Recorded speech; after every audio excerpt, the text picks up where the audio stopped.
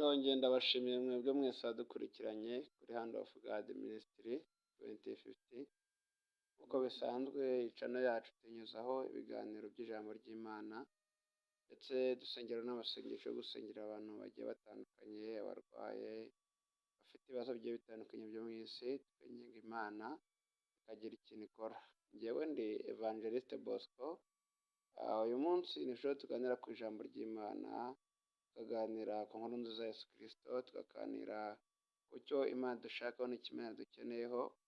Imana ibaha umugisha mu izina rya Yesu. Hanyuma rero abantu benshi muri iyi minsi bihugiyeho, abantu benshi bahugiye mu gushaka ubutunzi bwo mu isi, ariko nagira ngo noneho nongere nibutse abantu yuko ubutunzi bwo mu isi ni byiza kubushaka kandi ni iby'igiciro gutunga ukagubwa neza, ariko Satani yibagije abantu benshi yuko bagomba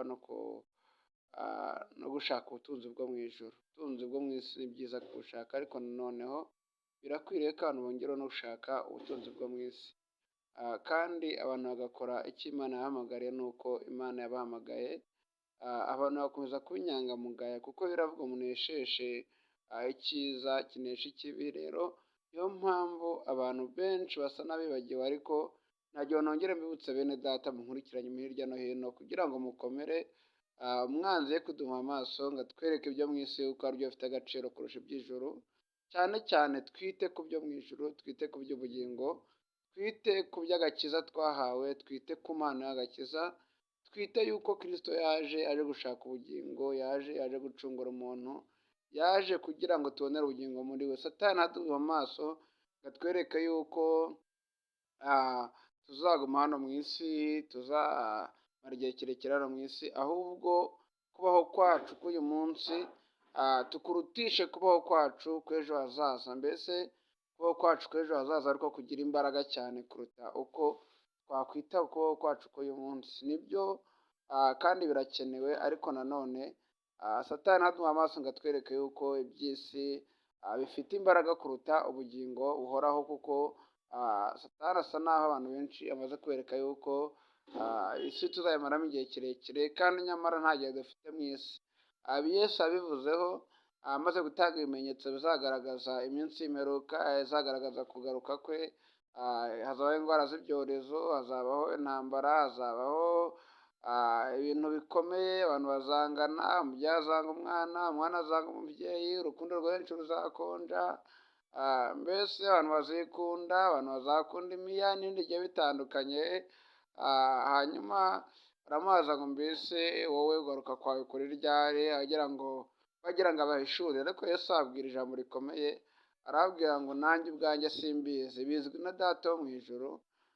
Cyokoze arababwira ngo ntawe uzi umunsi n'isaha, nzaza nk'umujura, nzatungurana. Rero umwanzi yo kutwereka yuko iyi si tuyimo tuyifitemo igihe kirekire, kuko birashoboka yuko Yesu yaza mu kanya.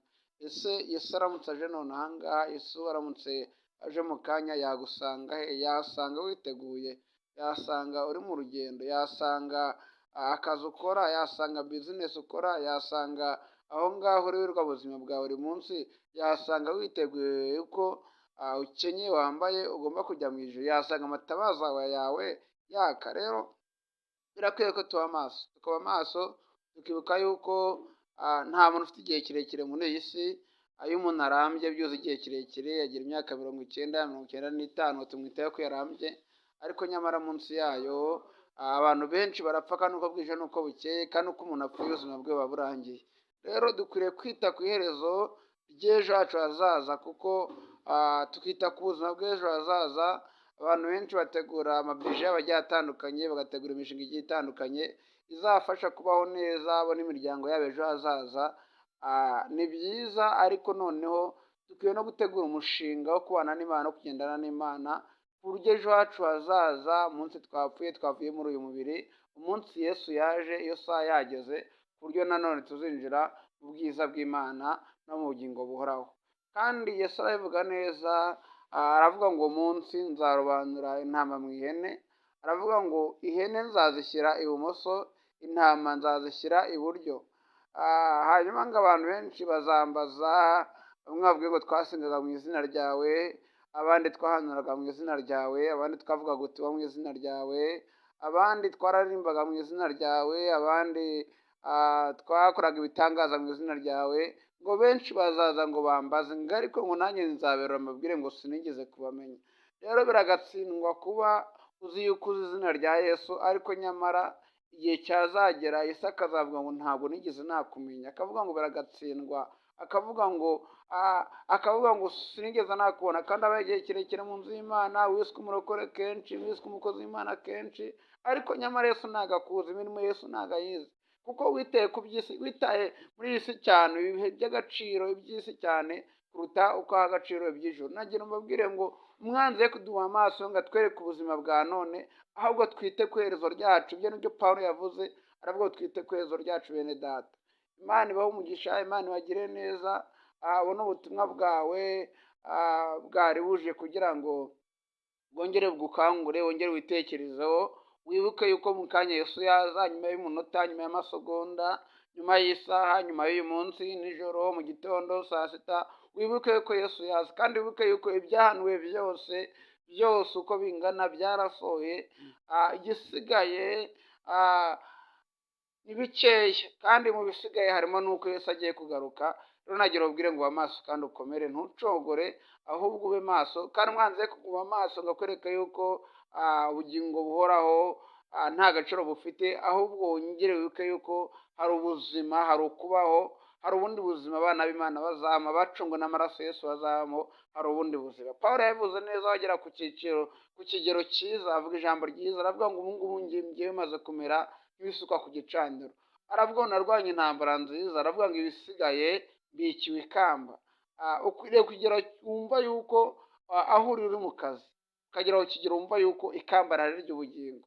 Aho uri muri bizinesi yawe ukumva yuko ubikiwe ikamba, kuko Yesu azaza azasanga abantu benshi, bamwe bazaba bari mu kazi, abandi bazaba baryamye, abandi bazaba bicaye, abandi bazaba bagenda, abandi bazaba bari kwa muganga, abandi bazaba bari mu tubari, mbese Yesu azaza imirimo ikomeje, abantu buri wese ari ahantu hagiye hatandukanye, abandi ari umurimo w'Imana. Mbese icyo gihe Yesu azaza, ariko nagiye mbwira ngo Yesu naza azasanga nawe ugeze ku kigero wumva yuko umaze kumera nk'isuka ku gicaniro, wumva ko nta kintu utegereje ikamba ryiza rya Kristo, iryo Imana yabikiye abayuhariye bose, ari ryo bugingo buhoraho.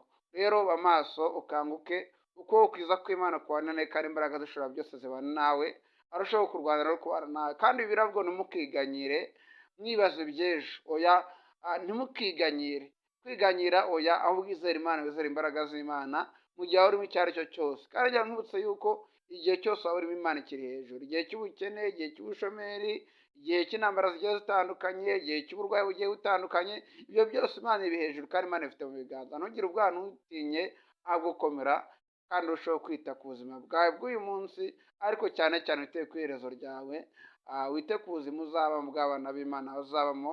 Twageze mu rupfu, tumaze kwinjira ahantu utazinjira n'inshuti yawe na mwene wanyu n'uwo muvukana n'imiryango, mbese ahantu uzaba uri wenyine uri kumwe na Yesu, uzaba ugeze mu rubanza. Icyo ngicyo aba aricyo witaho, kuko biravuga ngo imirimo yanyu izageragereshwa umuriro. Rero nagira ngo ugere wisuzume wumve n'imirimo yawe koko izaguhesha ubwami bw'Imana. Imana iguhe umugisha, kandi Imana ibagire neza mu izina rya Yesu. Amen, amen, amen.